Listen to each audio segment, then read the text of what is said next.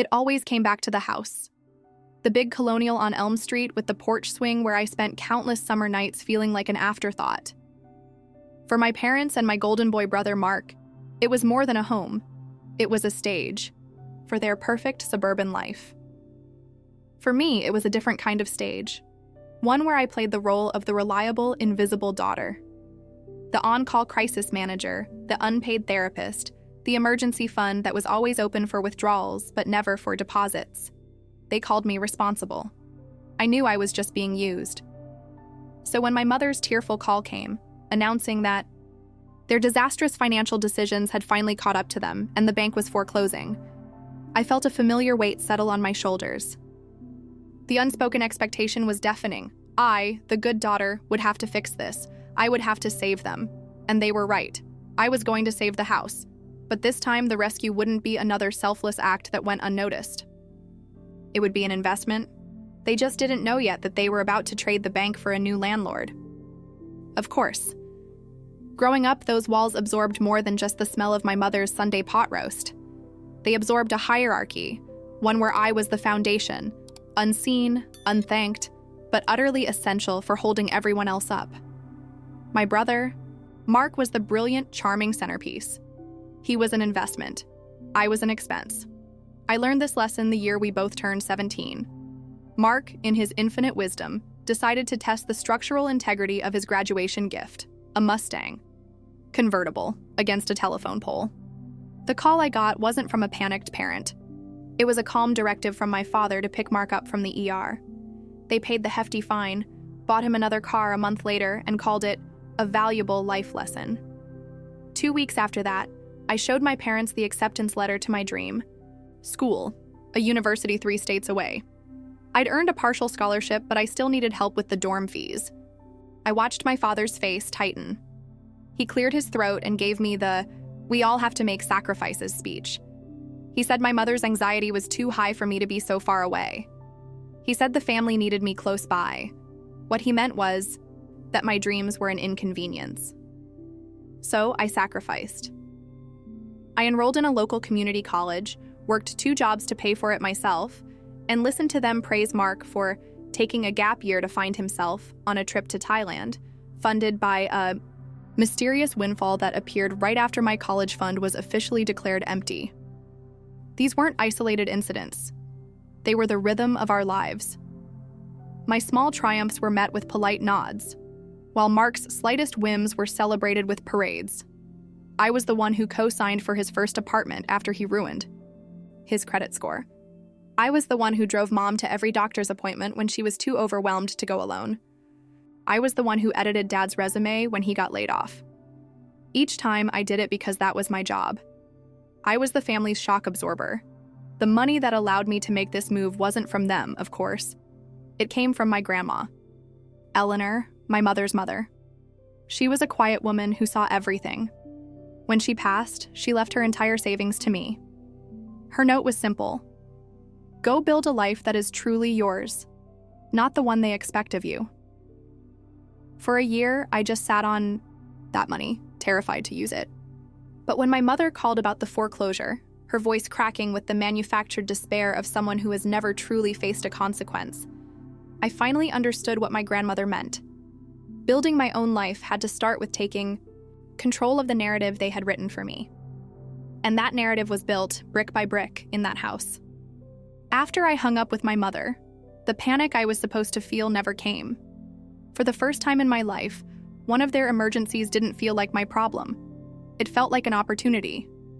The fog of obligation that had clouded my judgment for years finally lifted, and in its place was a sharp, crystal-clear purpose. I wasn't going to just throw my grandmother's legacy into the black hole of my parents' debt. I was going to use it as a shield and a sword. The first call I made was to a financial lawyer. I laid out the situation, expecting him to be shocked. He wasn't. He just listened patiently, then looked at me over his glasses and said, "It's a bold move, but it's clean." He helped me set up an LLC, a limited liability company. I named it Eleanor's Legacy Holdings.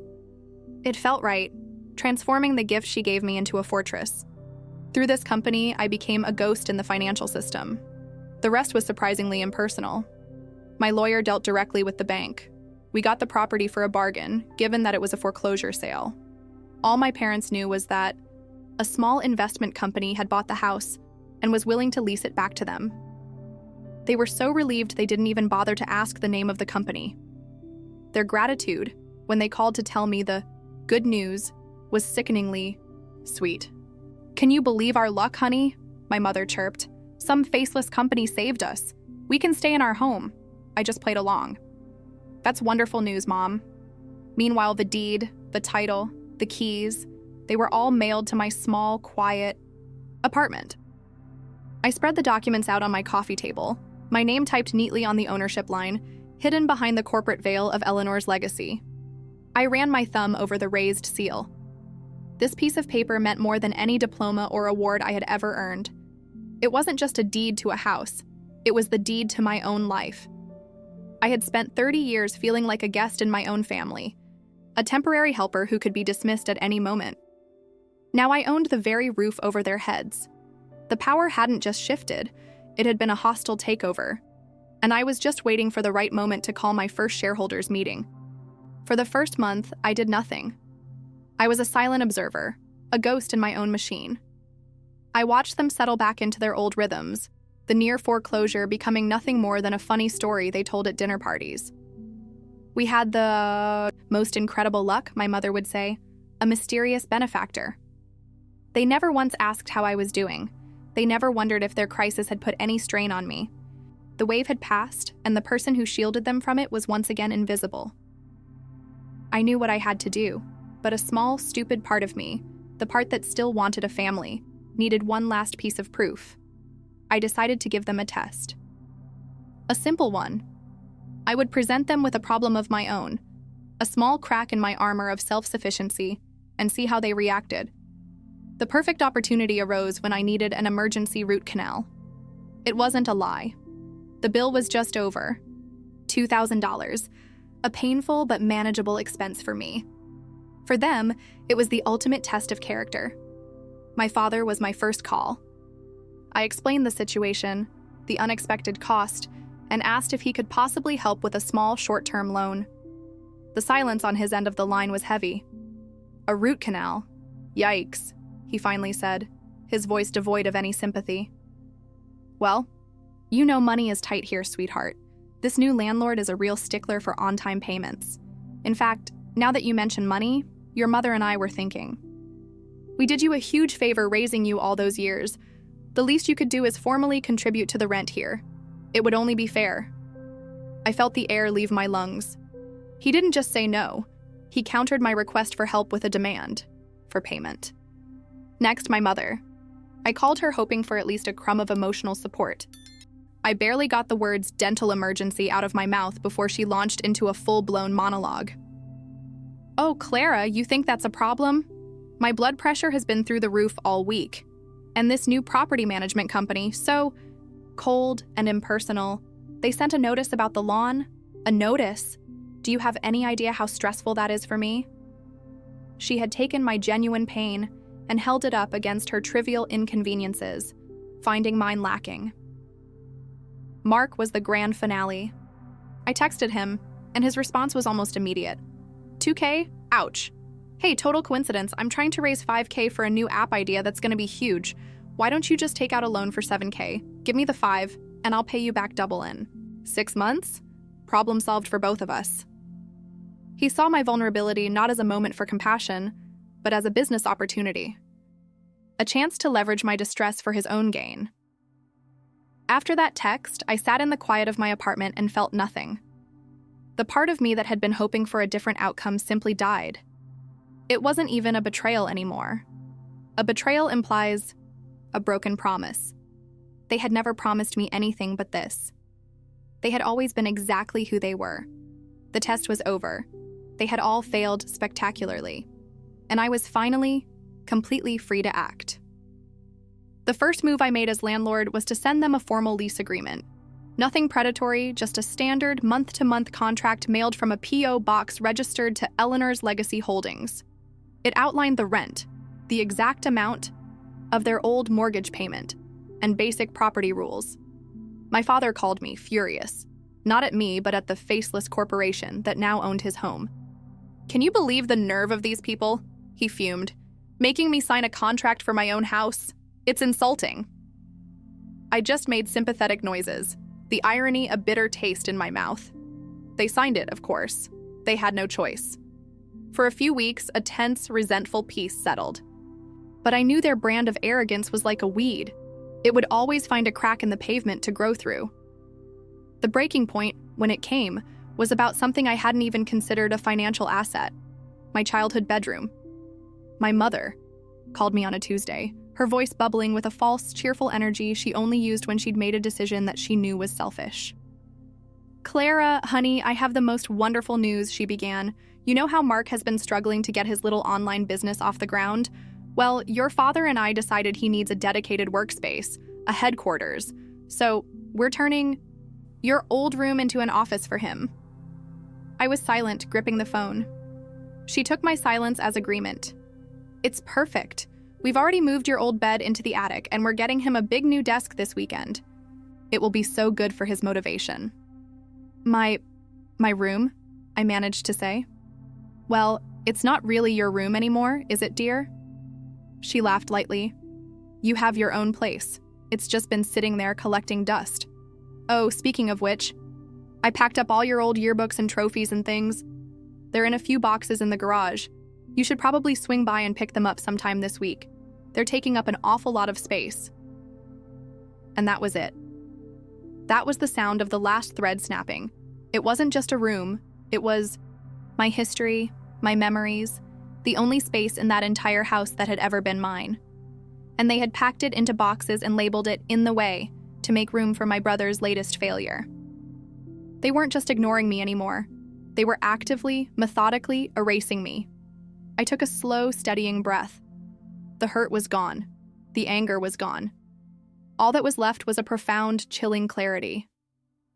"That's fine, Mom," I said, my voice even.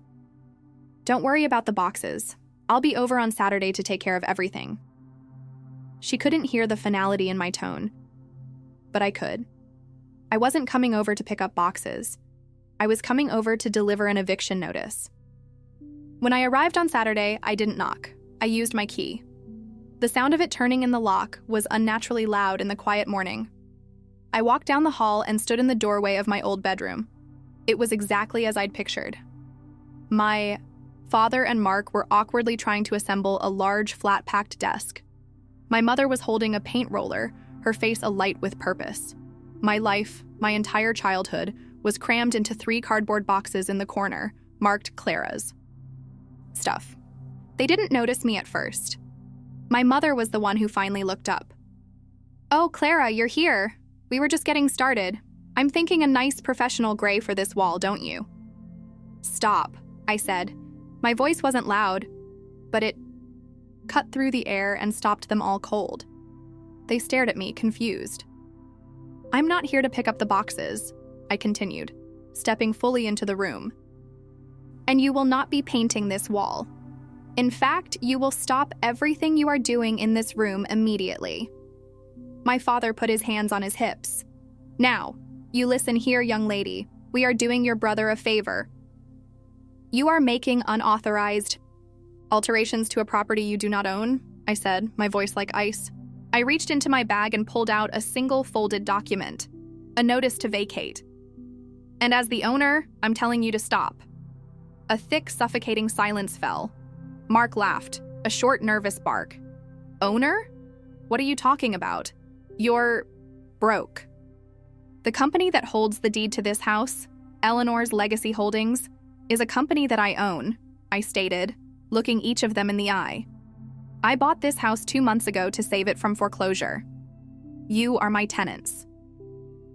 The color drained from my mother's face. My father's jaw went slack. They looked at me as if I were a complete stranger, and I suppose I was. The Clara they knew, the doormat, the fixer, the endless resource, was gone. In her place stood their landlord. "Why?" my mother whispered, her voice trembling. "How could you be so cruel?" "Cruel?" I almost laughed. Cruel is telling one child you can't afford her college fees after you just paid to cover up her brother's DUI. Cruel is dismissing your daughter's genuine pain while complaining about the stress of lawn maintenance.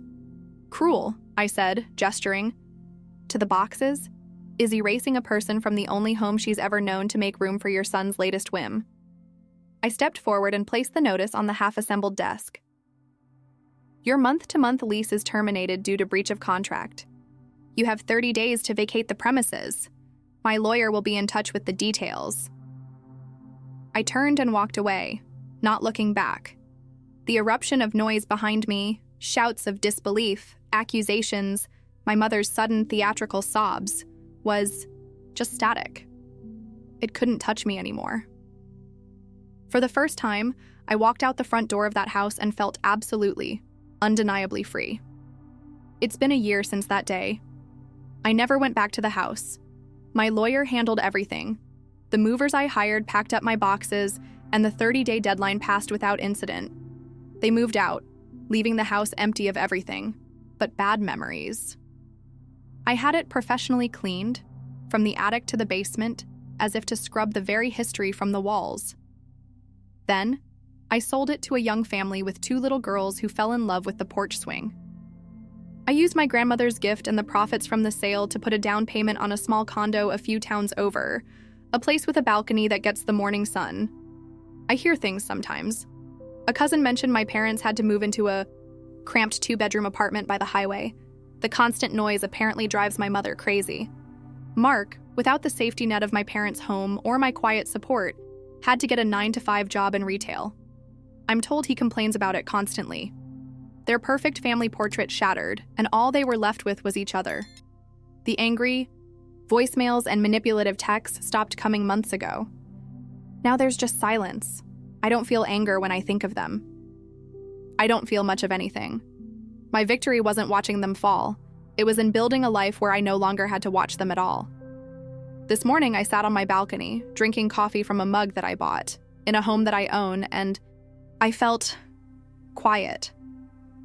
It was the kind of deep, unshakable peace that comes from finally being the main character in your own story. Taking back your power is a difficult journey, and I know I'm not the only one who has had to fight just to be seen by their own family. If my story resonated with you, I'd be honored if you shared your own experience in the comments below. Reminding each other that we're not alone is how we begin to heal. Thank you for listening to my story, and if you'd like to hear more, please subscribe and join our community.